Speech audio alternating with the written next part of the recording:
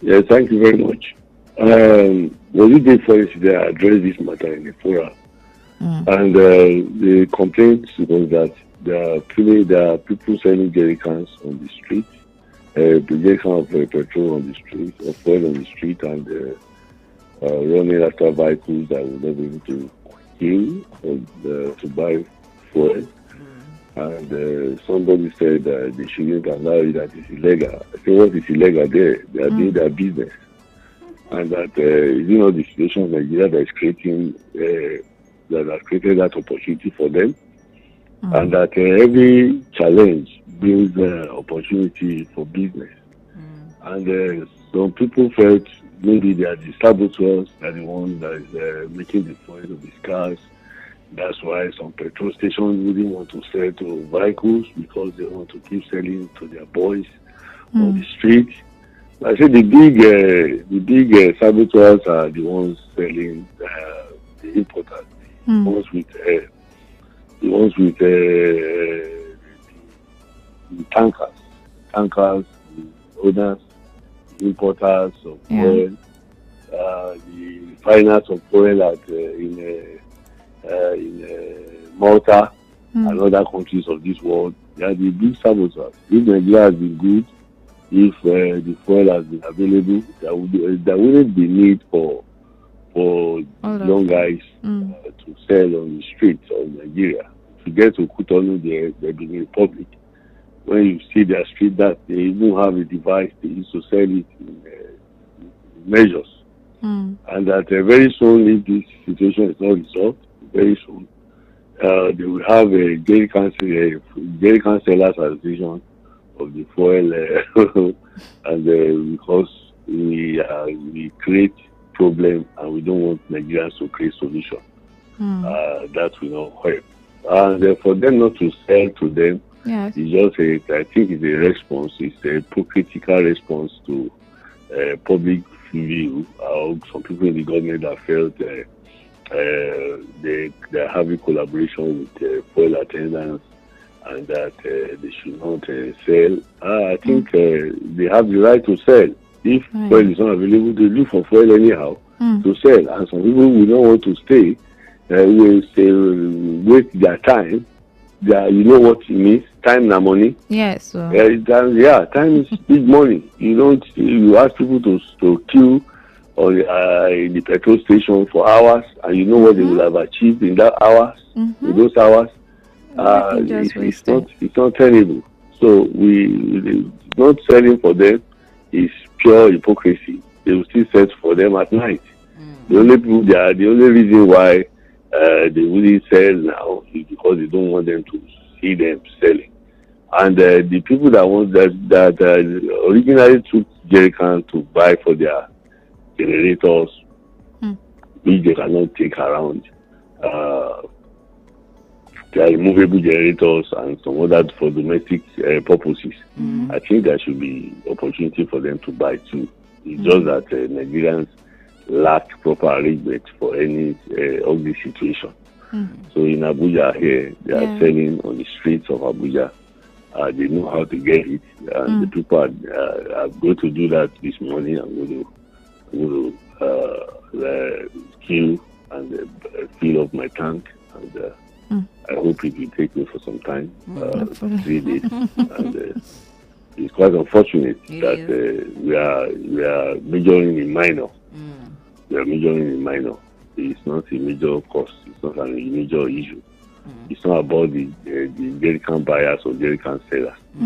It's about ensuring that there's availability of fuel at any time and any day. Okay, thank you very much for that. So I'm going to ask you this one because it is a recurring one about insecurity in the country.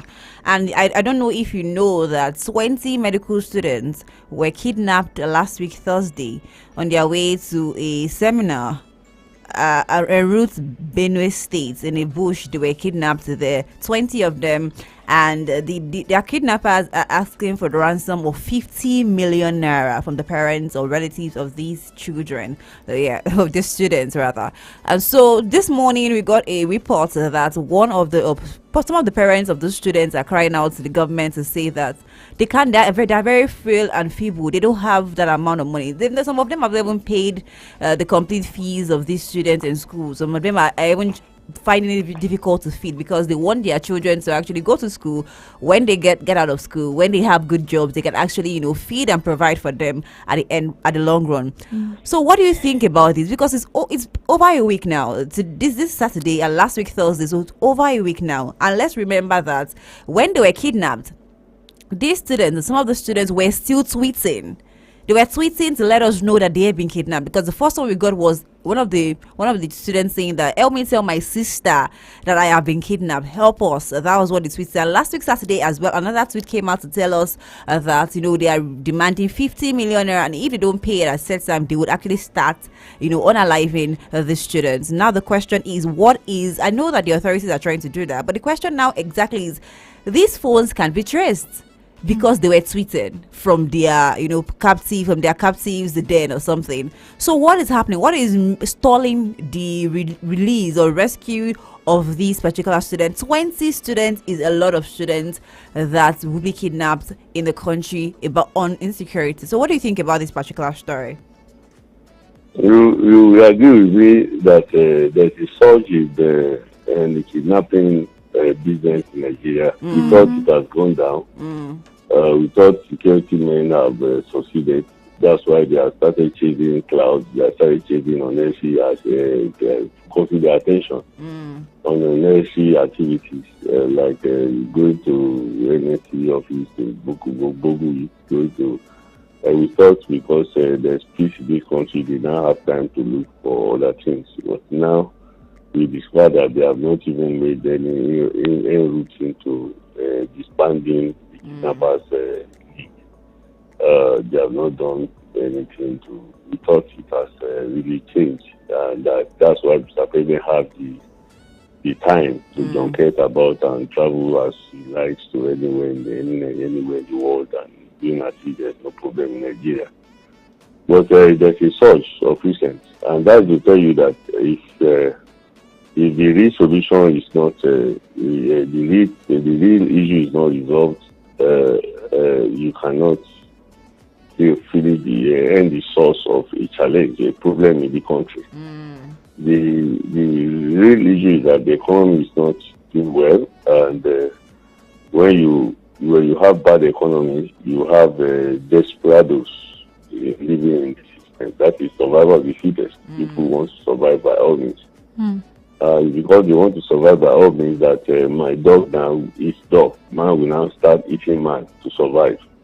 But when the system provides a veritable environment and people are doing well, people are doing good, you see that people will behave. They will know that they are not supposed to survive by eating another man. So the kidnapping has gone up because of the rate. We have not addressed the issues in Nigeria that are supposed to have been addressed. The issue of unemployment, residence of youth, poverty, hunger, is not abated. And there are some groups of people. There is a tribe that is already in the forest. They are legitimately. We made them to stay in the forest legitimately. Instead of us to ask them to come to the internet, to stay with people, come to the city.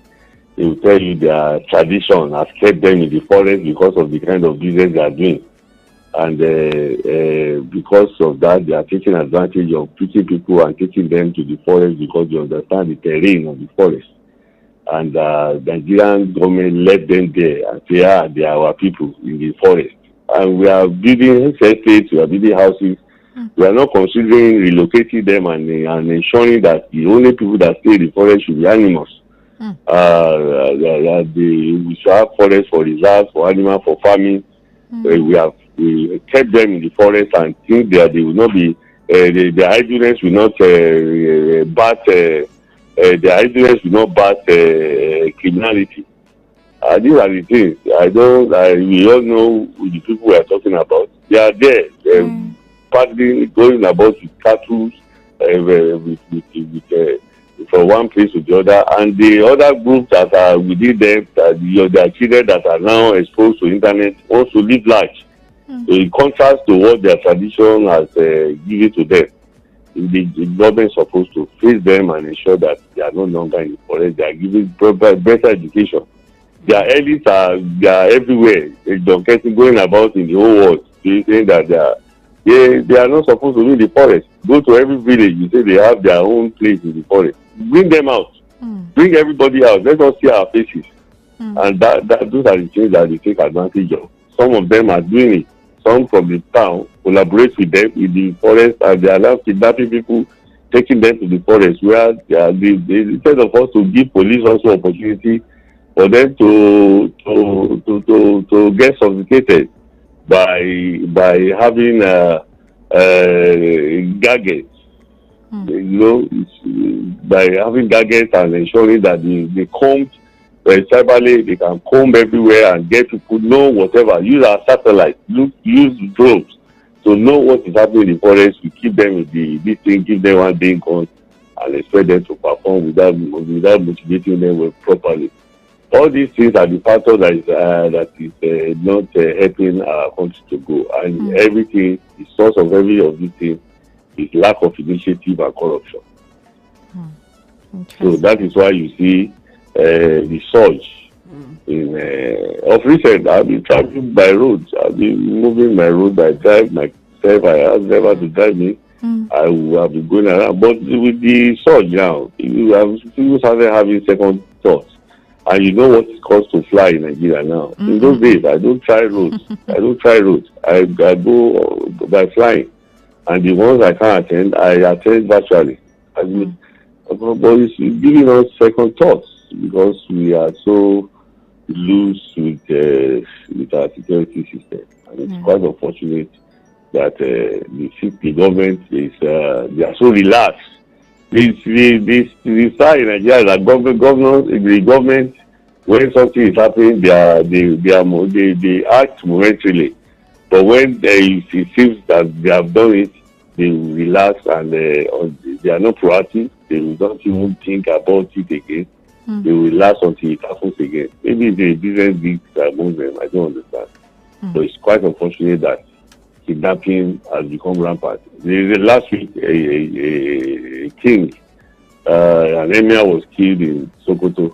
And haven't raised money for them. They still went ahead to kill the man because the money came late. And they even went ahead to bury him. And, I don't know. It's quite worrisome. It is. You know, you talked about traveling by road and by air, and the different because of the prices now. And I can the stories I hear for Thursday for Punch and Vanguard, it was talking about how federal governments, they are increasing international transport fees, increasing passport fees, and I'm just curious, what do you think about this? Because if you're increasing it, you're saying that people shouldn't leave, but at the same time, it's not like we have a system that is able to give us what it is that we need, even averagely as citizens of a country. So what do you think about this? Do you think should I ask that, is it right that they are increasing it, or is it a good thing that they are increasing it? Is it right or is it wrong? I think the Minister of Internal Affairs is taking the celebration, the fact that Nigerians are celebrating his achievement for making passports to be available within weeks, and the taking it for acceptance of garbage from sea. He said that swallowing, and he felt he can commercialize the social activities. His ministry is not meant to make profit for government. His job is to provide social service for Nigerians. And that's the gain of this system. They believe that they have to commercialize everything. They want to believe that Nigeria is a capitalist state, Every of their members, of their staff, of their political supporters must have opportunity where they will be eating their own. They must create a business opportunity for people. You see, so giving a passport is what they are supposed to encourage every citizen to have international passport. It's not for the rich alone. It should be for the poor and for the entire masses, for the entire Nigerians, to encourage them to buy. Instead of people increasing it, they have reduced it, it will be better. So Nigerians, and you go on TV and encourage Nigerians go and pick your international passport. So the turnover rate will be high, and even if you are taking a profit, you get profit through the turnover rate. But unfortunately, they just increase the passport and said that it's not big deal. It's not a big deal. How much have we added? So Nigerians, it means a lot. You are a minister, you have access to money. Nigerians are saying that they don't even have money to move around. They don't even have money to eat. They don't even have money to take their children to school. They don't even have money to go for health services. The other time I had malaria, I spent 20,000 to treat malaria in my locality. I'm telling you, I have some young men that stay with me and they're working somehow, and I said that they had malaria too. The boys resorted to herbs. They said they cannot spend 20,000 to treat malaria. And likewise, may God forgive it, don't allow emergency. I cannot also give them 20,000 naira. I have about 3 of them that have malaria in my office. I cannot give them 20,000 naira to go out there and treat malaria. I said their salary should be able to take care of that. But I imagine if I have to give them 20,000 naira to treat malaria, and you understand what I mean? And that is exactly the situation with Nigeria. People, the young boys have to resort to the small, the herbalists, the women selling this thing to give them malaria herbs. And that's to tell you the state of the economy. People are not living, they are improvising, they are surviving. Nigerians are surviving, they are not living. Nobody is living in this country apart from people in government that have access to our purse, to our wallet. Nigerians are surviving, eating junks, eating anyhow. That you can see that you will be hearing food poisoning here and there. It's because of the lack of substandard food, the kind of substandard food they are exposed to. And that's the situation that we are facing in Nigeria now. And somebody is increasing passport with that amount does not matter. Because you have access to you, because you have it for your friends and family. It's hard. Nigerians will need to pay for it now. And how much is it? How much is it? How much is it? That's the way they think when they have opportunity to govern. They don't think about the state of the poor man. A leader we should know how much they are selling mudu of gari in the market. You know the unit price of every item in the market. They don't bother about knowing the unit price of everything in the market. They're just there. They are there up there. They have access to signing money and say, well, the minister is going for the weekend, give him some money to weekend with. Unfortunately, this is the situation we have found ourselves, and it's quite worrisome. It's not acceptable at all. Yes. So the fact that they have increased the passport, you can see the national badge. People are buying, they are not happy, and you should just get the message and do the needful by reducing it. Get the message. Taking it back to where it was. Great, and do the needful. Okay, and lastly, I'm going to ask you these from yesterday's papers of the Vanguard about the end bad governance. And we realized that yesterday 4 protesters from the 2020 NSAS that were released after 4 years. So they've been in prison for 4 years, and now they detained some protesters from the end bad governance, and legal teams are actually saying that they should either arraign or release protesters before August 25, or faced legal actions. That is Falana telling the federal government. What do you think about this? Do you think there's going to be like at the end NSAS protesters that they detained and they just released them yesterday after 4 years? And this one that we had recently, that's the End Bad Governance, they've actually detained some protesters, and they're not arraigning them and they're not releasing them. We don't know why they actually, detain them. And Falana is saying that it's either you release them or you arraign them so that it doesn't lead to the end SARS protesters that you did as well in 2020. But what do you think about this in 1 minute? What do you think about this? Well, I want to tell you that some are dead already. They cannot survive the situation in the prison. And we want to thank Falana for not sleeping at all. Yeah. If Falana has slept, the injustice will continue. And I want you to know that Nigeria Constitution, the law in Nigeria is not being respected and regarded. If they have respected the rules of the game, if we have respect for the rules of the game, we wouldn't have allowed. They said you can detain people for 24 hours and take them to court. That's what is said. And we have several people. Later on, you'll be talking about prison congestion. And you know that you are the cause of the congestions of prison. You have the opportunity of retaining them. You refuse to take them to court. You will down Baba take them to court once and abandon them there.